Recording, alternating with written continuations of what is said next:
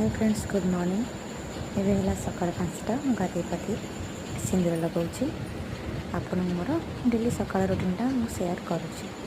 तो सिंदूर लगे सारा पर पूजा पत्रिका सारी सीधा चलि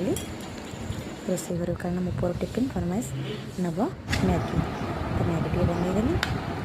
टिफिन पूरी रेडी कर तार होमवर्क थी पाठ करना स्कूल पढ़ाई छाड़देली स्कूल से गलापर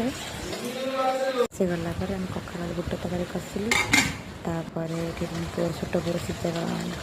कर उठीगला कांदिला धरिकी मसला कषा कषि करदेली तेल लगे गाधेदेली रोषे बस सर जाइए गाधे झुटको सीधा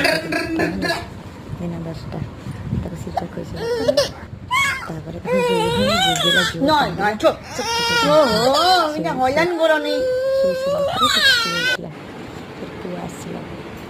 स्कूल ड्रेस पटा चेंज कर गाधे पाधे खोई पाठ पढ़ेली तो कान सब भारी बस दिन